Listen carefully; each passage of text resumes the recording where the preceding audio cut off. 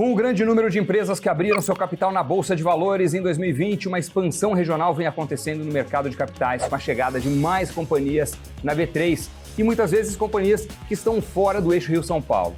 Hoje eu converso com uma delas, a PagMenos, a terceira maior rede de farmácias do Brasil em número de lojas. A varejista cearense, que tem forte presença nas regiões Norte e Nordeste, está há 39 anos no mercado e presente em todos os estados brasileiros, além do Distrito Federal. São mais de 1.100 lojas e mais de 20 mil colaboradores que atuam em mais de 300 municípios, com foco no público da classe média expandida. E quem conversa comigo é o Luiz Novaes, vice-presidente financeiro e de relações com investidores da PagMenos. Luiz Novaes, seja muito bem-vindo, obrigado por aceitar o nosso convite e bater esse papo aqui no Invest News.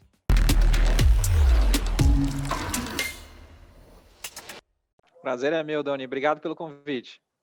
Olá, Luiz. Vários assuntos a tratar. Eu queria começar com um que é de grande interesse da nossa audiência, das pessoas que leem as notícias no nosso site e nos acompanham aqui na grade de programação diariamente. A PagMenos foi uma das empresas fora do eixo Rio-São Paulo que abriu seu capital na Bolsa de Valores no ano passado. Essas companhias têm cultura corporativa, grande penetração regional, mas crescem fora do campo de visão de grandes gestores e muitas vezes de pequenos investidores também. E nós temos uma grande audiência de pequenos investidores que estão sempre atentos e famintos por oportunidades, digamos assim. Como é que você avalia esse movimento de expansão regional das empresas da B3 e, em particular, no segmento de vocês? Como é que tem sido essa experiência de ser uma empresa de capital aberto? Boa pergunta e obrigado pela oportunidade realmente de comentar um pouquinho mais sobre a PagMenos. A PagMenos, ela é, dentre as 3 grandes redes de farmácia do Brasil, ela é a rede mais jovem, a gente tem menos de 40 anos, a companhia foi fundada em 81, as outras companhias têm mais de 100 anos e a companhia realmente cresceu muito rápido e uma boa parte da participação da PagMenos está aqui na região Norte e Nordeste. Então a gente tem bastante, a gente tem lojas em todos os estados da federação, mas a maior parte das lojas aqui mais na região Norte e Nordeste. E mesmo nessa turbulência toda que foi o ano de 2020, a gente conseguiu fazer um IPO, foi um projeto que a gente já vinha trabalhando há vários anos, a gente vem reforçando o time da companhia, melhorando a governança, melhorando sistemas, e todos os quesitos importantes de uma companhia, e a gente chegou na conclusão de que em 2020 a gente estava pronto para acessar o mercado de capitais. E aí aconteceu em dia 2 de setembro de 2020, agora, e aí então a companhia, agora num patamar bem mais alto de capitalização, retomou o seu processo de expansão, porque o Brasil ainda tem um mercado farmacêutico bastante fragmentado, né? O Brasil, se você somar as 5 maiores redes de farmácia do Brasil, elas têm menos de 30% do market share nacional. Diferente do que acontece, por exemplo, nos Estados Unidos, que 80% do market share está na mão dessas grandes redes, mesmo no México. Então, o Brasil ainda é um mercado bem fragmentado, com potencial gigantesco de consolidação de grandes redes de farmácia. Então, a PagMenos, felizmente, está muito bem posicionada nesse quesito. Então, a capitalização e o acesso ao mercado de capitais foi bastante importante para a gente retomar o nosso ciclo de expansão e angariar ainda mais market share. É esse o ponto. E o que explica essa fragmentação? É surpreendente mesmo, né? Você pensar que são grandes grupos, que nos grandes centros todo mundo pensa em um nome e identifica alguns desses, são os que primeiro vêm à mente, sem dúvidas nenhuma, mas eles em conjunto têm menos de 30% do mercado. O resto é o quê? São farmácias de bairro, menores, interior? O que acontece?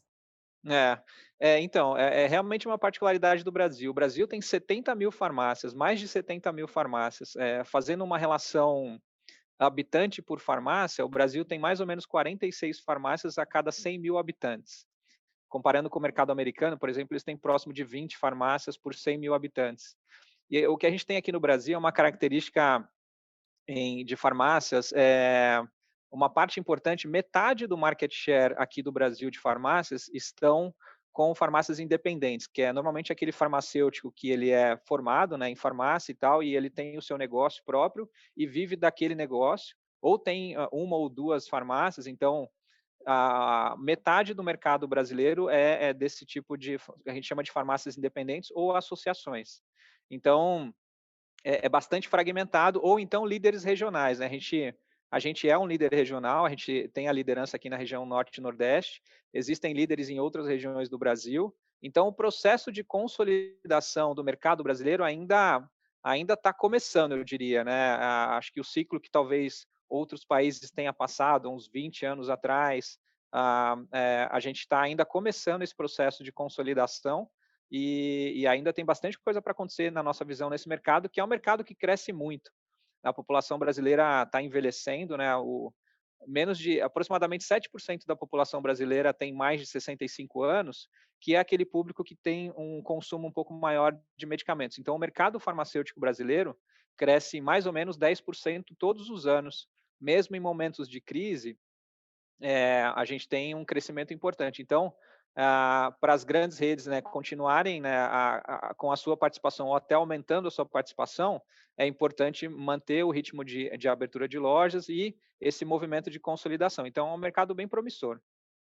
Sensacional. No IPO, pelos dados que eu tenho aqui, a PagMenos levantou quase 750 milhões de reais. A expectativa era da companhia usar boa parte desses recursos para acelerar a expansão além das regiões Norte e Nordeste. Você já falou, né, da presença que já existe no Brasil inteiro, mas ampliar ainda mais essa pulverização e essa expansão. E esse é o plano ainda. Hoje, Norte e Nordeste correspondem a quantos por cento dos negócios e qual que é a ideia com o recurso angariado no IPO? Então, a região Norte e Nordeste representa para a gente 75% da operação da PagMenos. E ainda tem bastante mercado a ser explorado aqui na região Norte e Nordeste, dentre aquela relação que eu te falei de número de farmácias por 100 mil habitantes, aqui na região Norte e Nordeste essa relação ela é menor e a participação das redes independentes, das farmácias independentes é maior do que na região Sudeste, por exemplo. A participação das grandes redes na região Sudeste é maior.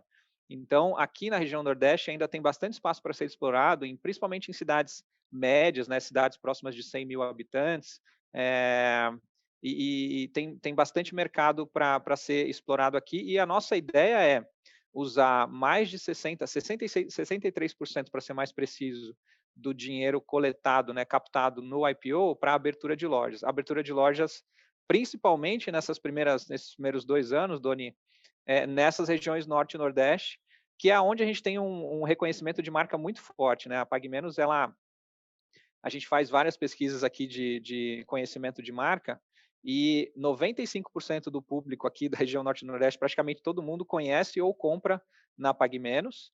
E a gente tem uma marca muito forte correlacionada à percepção de preço, né? Como o nosso próprio nome remete, a gente é líder em percepção de preço e a gente efetivamente procura praticar preços mais atrativos. Então, a gente tem um espaço bastante grande para preencher aqui na região Norte e Nordeste. A gente deve abrir um bom número de lojas aqui nesses próximos anos nessa região, que são regiões, a gente, apesar de ter uma participação já grande aqui nesse mercado, como eu disse, ainda tem várias cidades que a gente ainda tem potencial de consolidar e de aumentar a nossa participação. É por aí que a gente deve seguir, Doni. E além disso, investindo também não só em lojas, né? A gente também vai investir e já está investindo muito na parte digital, né? Então, acho que todo varejo tem caminhado por essa trilha, né, de aumentar a sua participação dos canais digitais, e o varejo farmacêutico não é diferente. O varejo farmacêutico tem um pouco mais de particularidade aqui, porque muitos dos medicamentos têm retenção de receita, né? Se você comprar um antibiótico, um psicotrópico na loja, você tem que entregar ali a receita, então tem algumas restrições para aumentar ainda um pouco mais a participação dos canais digitais, mas tem um potencial gigantesco de aumento dos canais digitais, o que foi bastante impulsionado agora na pandemia, né? Todo o varejo teve um impulso grande dos canais digitais. E um outro impulso grande também é uma linha que a gente aposta já desde 2016, que é na parte de serviços farmacêuticos. Então, a PagMenos se propõe a ser não só uma vendedora de remédios, né, uma farmácia, mas um hub de saúde para o primeiro atendimento para a população. Então, a população brasileira, mais de 70% dela não tem plano de saúde, então depende de plano do sistema do governo. E nem sempre as pessoas conseguem ser bem atendidas. Então, como acontecia com os nossos pais há 20, 30 anos atrás, ou até um pouco mais, que tinha no farmacêutico do seu bairro a referência, né, para qualquer algum problema de saúde mais simples, a primeira pessoa que os nossos pais consultavam era o farmacêutico, a gente está tentando resgatar e trazer isso de volta para a farmácia, e a gente oferece, então, em mais de 800 das nossas farmácias, a gente tem ali o que a gente chama de uma clínica de atendimento farmacêutico. Então, é uma sala com mais ou menos 10 metros quadrados, que a gente procura ofertar esses serviços para os nossos clientes. Então, tem bastante coisa legal acontecendo dentro do nosso setor. Não, bacana. Acho que esclarece muito assim do panorama. De fato, você citou o nome e Pague Menos é um case assim, né, de posicionamento no locus mental, acho, do consumidor brasileiro, porque poucas vezes eu vi um nome tão eficiente do ponto de vista de passar a mensagem que você quer, não precisa interpretar muito, é direto, objetivo, e é interessante saber que, de fato, a população, pelas pesquisas que vocês fazem aí, identifica exatamente essa mensagem que pretende ser transmitida. Do ponto de vista da presença digital que você mencionou, e era um ponto que eu queria entrar mesmo, para entender, vocês também sentiram, do lado de cá do balcão, né, do lado da venda, um avanço significativo da demanda online, né, da demanda digital. E de que forma você acha que vai ser daqui para frente o equilíbrio entre essa expansão digital e a expansão das lojas físicas? A ideia é diminuir o espaço das lojas físicas dedicados a estoque de produtos e favorecer o digital? Enfim, como que essas duas forças vão se compor para o futuro? Excelente pergunta. Na nossa visão, existe uma complementariedade entre o canal digital e o canal físico, né? Porque uma pessoa que compra um remédio pela internet, ela quer receber aquele remédio, é diferente do que ela compra um livro ou um eletrodoméstico, que ela espera ali alguns dias para receber a mercadoria em casa. Quando ela compra um remédio, ela quer receber num prazo bem curto, ali de 2 horas, 4 horas, porque ela está precisando para aquele momento. Então, Sim. você ter uma capilaridade em lojas é importante para você estar o mais próximo possível daquela pessoa que fez a compra pelo canal digital. Então, é importante você, sem dúvida, investir em canais digitais, mas também é importante você continuar expandindo o número de lojas para poder estar cada vez mais próximo do consumidor, porque as lojas servem como hubs de entrega. Então, a gente, das 1.100 lojas que nós temos, 100% delas são hubs de entrega. Então, se você compra pela internet, a gente tem uma modalidade que a gente chama também de clique e retire. Você compra pela internet e retira na loja. Em praticamente todas essas lojas você usa essa modalidade. Para um número menor de lojas são usadas ali para hubs de entrega do e-commerce e assim por diante. Então, na nossa visão, é um conjunto, né? O que todo mundo diz, todo mundo chama hoje de omnichannel. Você tem que ofertar produtos pela internet, e uma outra particularidade nossa, né? A gente também aposta muito no canal telefônico. Tem muitas pessoas, né? O principal consumidor de medicamentos é um público um pouco mais sênior, né? Públicos com mais de 60 e assim por diante. E essas pessoas ainda gostam muito de ser atendidas pelo telefone.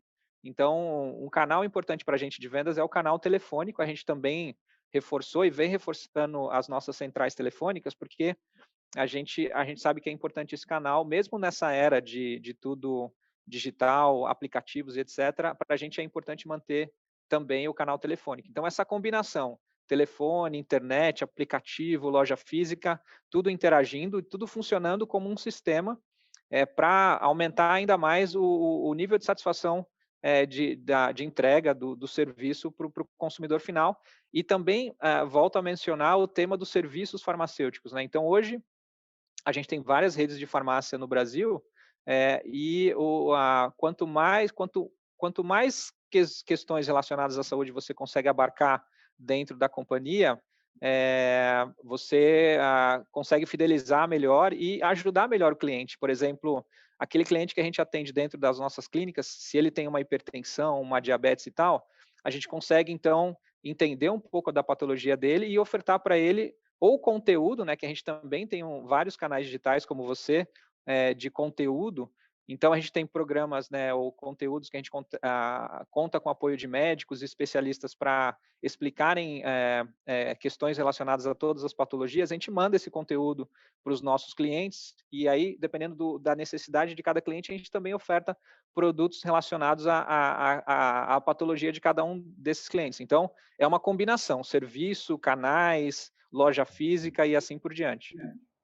E aquele aspecto de serviço que você mencionava, eu acho que traça algum paralelo mais ou menos com a transformação que alguns shoppings tiveram que fazer, né? No caso deles, mais drástico ainda no período de pandemia, o fluxo basicamente caiu a zero em determinado momento, né? Isolamento social e tudo mais, muitos lojistas apenas com operação presencial, enfim, e vários gestores de shoppings acabaram enxergando para o futuro a possibilidade de tornar aquele espaço não apenas um centro de compras, mas um centro de conveniência, né, de convívio e tudo mais, agregando serviços para aumentar a atratividade de deslocamento da população até lá. Eu acho que, em certo sentido, é isso também, né? A farmácia, nessa visão que você está trazendo, não é unicamente um ponto de distribuição de medicamentos, mas passa a ser um centro de atenção à saúde, de certa forma, né? Exatamente, exatamente. E o que a gente vem percebendo também, conversando com laboratórios, né, de indústrias farmacêuticas, é que a tendência de que os medicamentos do futuro serão medicamentos injetáveis, né, ou medicamentos por infusão. Então, você precisa de uma estrutura toda para poder disponibilizar, né, no futuro esses medicamentos para a população. Então, a gente realmente está passando por uma transformação e então, quanto mais você conseguir, obviamente, atender as necessidades do consumidor num único local, vacina, a gente tem agora uma explosão, obviamente, de demanda por testes de Covid, por exemplo, mas a gente também tem uma linha grande de serviços de exames remotos, né? Por exemplo, todo motorista profissional aqui no Brasil precisa entregar para o seu empregador um exame toxicológico para provar que ele não teve nenhum contato com drogas para poder exercer a sua profissão de motorista.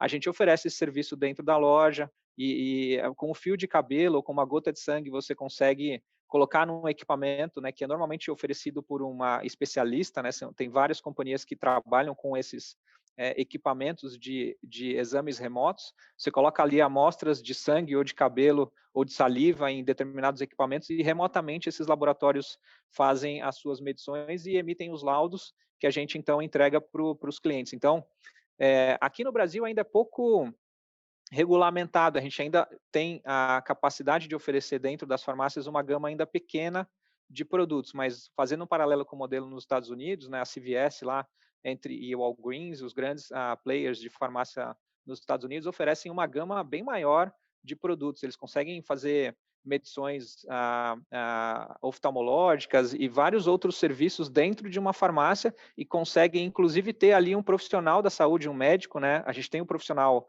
farmacêutico, mas lá eles podem ter um médico mesmo dentro de uma farmácia. Aqui a gente consegue oferecer telemedicina, por exemplo. A gente tem, dentro dessas 800 clínicas que a gente comentou, algumas delas a gente tem os equipamentos necessários para oferecer telemedicina para aquele consumidor. E como a gente atende, né, aquele público nas regiões onde a gente atua, pelo menos 2/3 das nossas lojas é uma população com uma renda que a gente chama de classe média expandida, né? Uma população que tem uma renda próxima de R$ 4.400 aproximadamente ou abaixo disso. E essa é uma população que não tem plano de saúde, então ele quer ter um acesso à saúde no preço que caiba no bolso dele, né? Então ele quer ter ali uma telemedicina por R$ 50, R$ 60, ele quer fazer um exame de sangue, um check-up que seja básico, a gente tem alguns produtos próximo de R$ 120. Então, é diferente, são preços mais acessíveis realmente para essa população. Então, é uma gama de serviços realmente que é uma tendência bastante forte para o nosso setor. Uhum. Vocês têm também uma linha própria, né, de produtos, uma marca própria. Como é que fica a gestão dessa estratégia para garantir a fidelização de clientes a essa linha de produtos na comparação com o mix que vocês também têm que fornecer de outros laboratórios que já estão aí estabelecidos há bastante tempo? Como que é a estratégia conjunta? Legal, boa pergunta também. A gente procura, a gente tem um portfólio de aproximadamente 1.400 produtos que são marcas exclusivas que a gente vende na nossa farmácia. que tem uma É participação coisa pra bastante caramba. grande. Tem Deve dar um bastante trabalho coisa. produzir isso aí. Tem bastante coisa. E o que a gente procura fazer dentro da nossa estratégia é preencher algumas lacunas, né? Vou dar um exemplo de fraldas, por exemplo, fralda infantil. A gente tem os grandes players de fraldas e a gente procurou então posicionar o nosso produto numa faixa de preço em que aqueles grandes players não atendem. A gente até tem outras marcas menos premium que oferecem produtos ali similares, mas a gente consegue então com a posição de marca que a Pague Menos tem, ofertar um produto que é reconhecido e a gente efetivamente tem excelentes qualidades de produtos com um preço numa faixa de preço mais primeiro preço dentro da categoria. E aí a gente então consegue preencher essas lacunas, né, que a indústria nem sempre preenche, né, nos seus diferentes posicionamentos de preço. Então tem bastante espaço em diversas categorias de produtos, que a gente então posicionou por exemplo, vitaminas, a gente também tem uma linha bastante grande de vitaminas. A gente tem uma das vitaminas mais vendidas no Brasil, sendo somente vendida nas lojas da Pague Menos. Então, tem realmente bastante oportunidade aqui, Doni. Beleza. Uma outra pergunta. A Patriciana Queiroz, filha do empresário Deusmar Queiroz, fundador da Pague Menos, foi nomeada como presidente do conselho, né, de administração da empresa no ano passado, em substituição ao seu pai, fundador, como eu falei, que em 2018 chegou a ser detido na época por uma condenação em crime de mercado de capitais. Mas com essa substituição, o que é que os investidores, o que é que os futuros acionistas podem esperar da governança da Pague Menos? Bom, o processo de sucessão e o processo de profissionalização da companhia vem acontecendo desde 2016. Assim que a General Atlantic fez o investimento na Pague Menos, né, a Pague Menos ela sempre foi uma companhia familiar, né, o Deusmar, fundador da companhia, junto com os membros da sua família, tornaram a companhia realmente uma potência, uma companhia muito grande. E aí, desde 2016, com esse investidor que é a General Atlantic, a companhia vem então já no processo de trazer executivos de outras companhias e fazendo essa substituição dos membros da família que têm um know-how excepcional sobre a companhia, mas que esses executivos de outros setores e outros varejos vêm conseguindo trazer e agregar valor para a companhia. Eu entrei também nesse meio do caminho, eu entrei na companhia em 2016, e a gente então vem nesse processo de sucessão. O primeiro movimento foi, ele na época ocupava a posição de presidente do conselho e presidente da companhia como um todo, e aí, naquele ano de 2016, ele já tinha nomeado o Mário Queiroz como presidente executivo da companhia. E aí ele permaneceu no conselho. E aí, desde então, a companhia contratou outros 4 vice-presidentes, além de mim, vários executivos de outros setores, de diversas áreas estratégicas e importantes para a companhia. E esse processo de transição entre os membros da família, né, que sempre tocaram o negócio para esses novos executivos, aconteceu paulatinamente ao longo desses anos. E esse processo acabou com a nomeação da Patriciana, né? Então, a posição que o Deusmar tinha na companhia, que era de presidente do conselho, ele então concluiu o processo de sucessão para a Patriciana, que aconteceu no ano passado. E a Patriciana é uma pessoa super experiente no setor, né? Para quem é do varejo farmacêutico, sem dúvida vai concordar comigo que ela trabalhou como vice-presidente e diretora comercial da companhia há muitos anos. Ela conhece como ninguém as lideranças de toda a indústria farmacêutica aqui do Brasil e tem contribuído demais dentro do nosso conselho. E o nosso conselho, ele é um conselho super robusto. A gente tem, por exemplo, o Pedro Parente, ex-presidente da Petrobras, no nosso conselho, Manuela Artigas, que é também uma representante importante de várias grandes companhias, o Paulo Soares, o Martin Escobari da General Atlantic, e aí combinado com toda a experiência dos membros da família. Então, o processo de sucessão aconteceu meio que naturalmente ao longo desses anos e foi concluído no ano passado, Doni. Uhum. Na sua avaliação, qual é o maior desafio de se manter competitivo e inovando no setor atualmente? E qual que é a sua visão da farmácia do futuro? Como é que ela vai ser?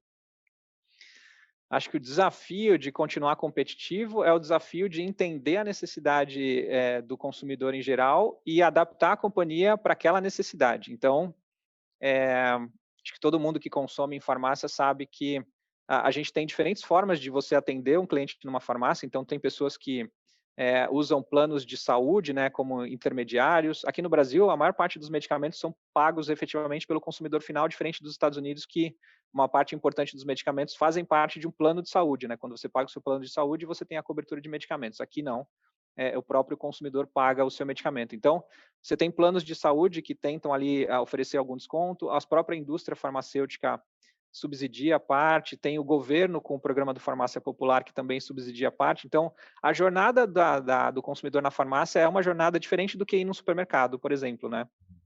Então, quanto menos atrito as farmácias puderem oferecer para os seus consumidores e facilitar a jornada de compra, esse é o desafio, sem dúvida, esse é o grande desafio para tornar a experiência de compra dentro de uma farmácia o mais fácil possível. E, na nossa visão, a farmácia do futuro está nessa linha que a gente acabou de discutir em termos de serviço. Então, você, no mesmo ambiente, consegue atender as primeiras necessidades de saúde da população, ou dos consumidores, fazendo ali uma medição de glicemia, medição de pressão arterial, vacina, aplicação de medicamentos, né, injetáveis e etc. E, consequentemente, né, conhecendo a patologia e as demandas de cada consumidor, ofertar produtos para aquela pessoa relacionado à patologia dela.